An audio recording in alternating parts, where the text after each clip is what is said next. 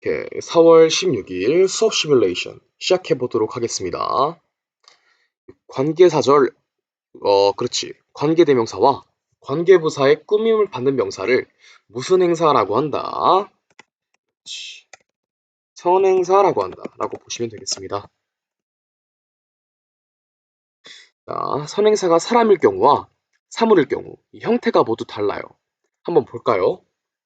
선행사가 사람일 경우에는 주격으로 쓰였으면 후, 사물일 경우에는 주격으로 쓰였을 때 위치가 온다. 그리고 사람과 사물 관계없이 대시 올 수가 있다. 그리고 다음으로는 목적격 바로 볼게요.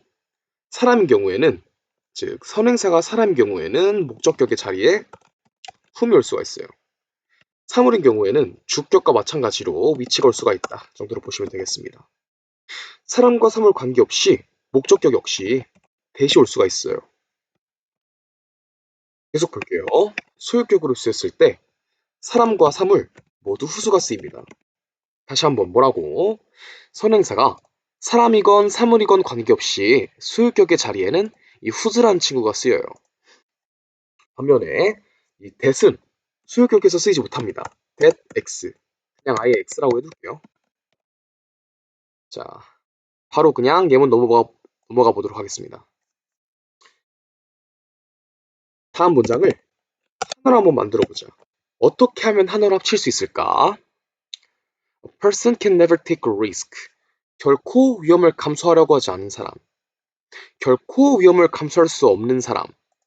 그리고 A person can learn anything.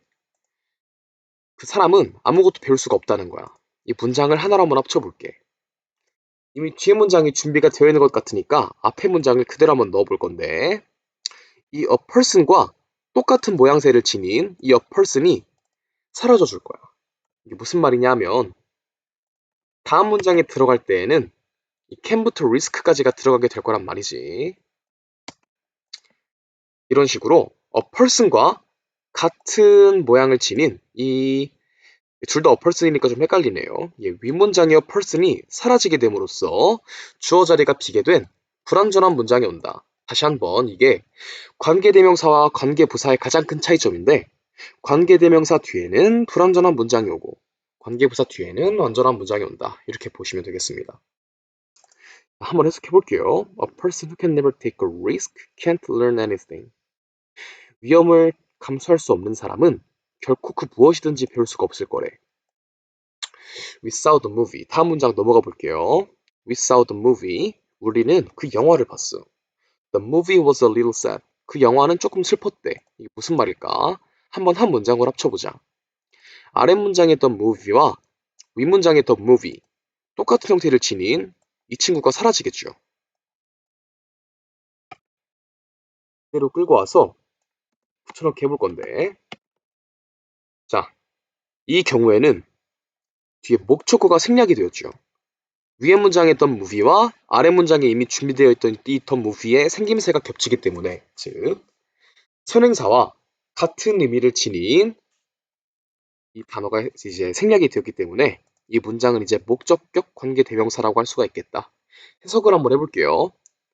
The movie which 또는 that we saw was a little sad. 우리가 봤던 그 영화는 조금 슬펐어. 이런 식으로 해석이 될 수가 있겠다. 그치? 우리가 지금 하는 건 문법 수업이 아니라 구문 수업이니까 어떻게 해석이 되는지만 알아가면 되는 거야. We know the boy. 우리는 그 소년을 알아.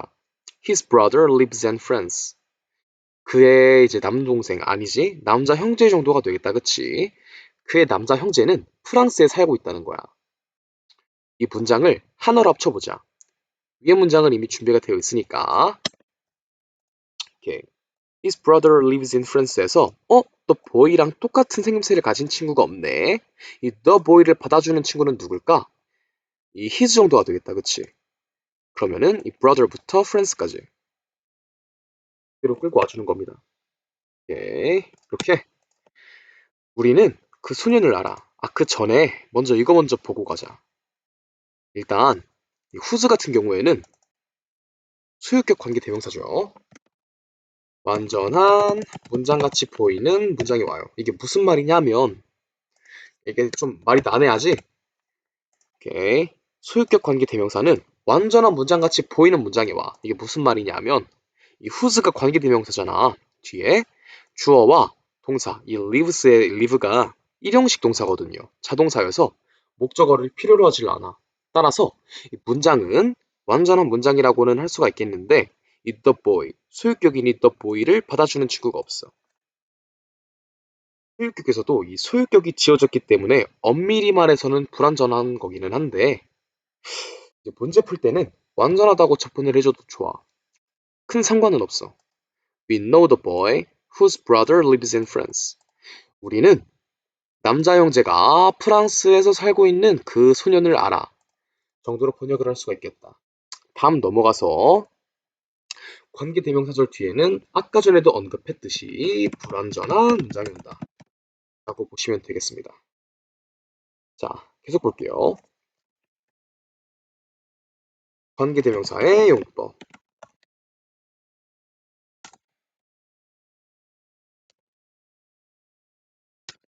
관계대명사 용법에 대해 알아보도록 하겠습니다. 다시 한번 관계대명사의 용법에 관해서 알아보도록 하겠습니다.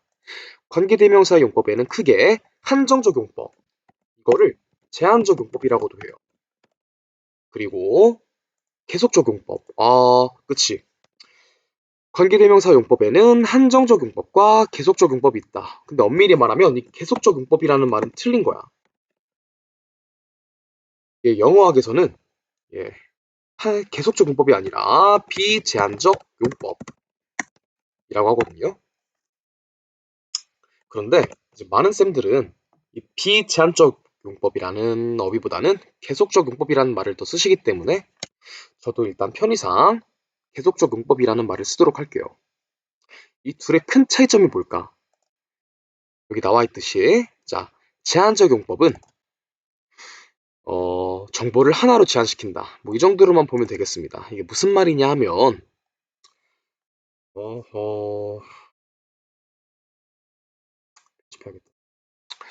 이게 무슨 말이냐 하면 예문을 통해서 한 번 더 알아보도록 할게요. 광주, which is in 경기 province. 경기도 안에 있는 광주. 우리나라에 광주가 두 개가 있잖아. 광주 광역시가 있고 경기도 광주가 있어. 이 두 개의 광주 중에 이 하나로 정보를 제한시켜 주는 거야. 무슨 말인지 이해했어요? 오케이. 무슨 말인지 이해했지? 반면에 이 계속적 용법 같은 경우에는 Seoul, which is the capital of South Korea. 이 서울의 수도인 서울, 혹은 서울, 그리고 그 서울은 서울의 수도. 이런 식으로 서울에 대한 서울이 대한민국의 수도라는 부연 설명을 해줌으로써 서울에 대한 부연 설명을 해준 것이다 정도로 보시면 되겠습니다. 계속적 용법은 부연 설명을 해주는 기능을 해. 다시 한번 뭐라고? 계속적 용법은 즉 비제한적 용법은 그냥 뭐 부연 설명의 역할을 한다 정도로 보시면 되겠습니다. 계속적 용법 같은 경우에는 관계대명사 앞에 콤마가 온다. 다시 한번 계속적 용법 같은 경우에는 앞에 콤마 즉 쉼표가 온다.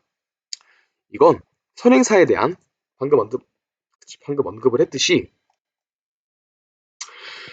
부연 설명을 해주는 기능을 한다 정도로 보시면 되겠습니다.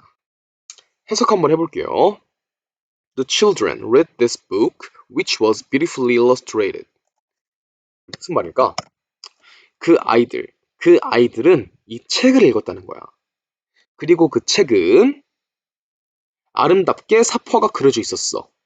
이렇게 해석을 해도 되고, The children read this book, which was beautifully illustrated. 즉, 그 아이들은 아름다운 사파가 그려진 이 책을 읽었어. 이런 식으로 해석을 해도 된다는 거지. 반면에 이 다음 문장과 같이 한 가지로밖에 해석이 되지 않는 경우도 있어. 한번 볼까? We employed local residents, some of whom were very skillful. 우리는 지역 주민들을 고용했대. 그런데 그들 중에 일부는 매우 숙련되어 있었다는 거야. 이런 식으로 한 가지로만 해석이 되는 경우가 있어. 위의 문장처럼 다르기도 한번 해석을 해볼까? 우리는 지역 주민들을 고용했대. 오케이. 우리는 그들 중 일부가 매우 능숙한 지역 주민들을 고용했대. 이 문장은 뭔가 좀 번역이 어색해. 따라서 한 가지 경우, 즉 그런데 그들은 이런 식으로 한 가지 경우로만 해석을 했을 때 자연스러운 경우가 있기는 한데 보통의 경우에는 두 가지 다 가능하다 정도로 보시면 되겠습니다.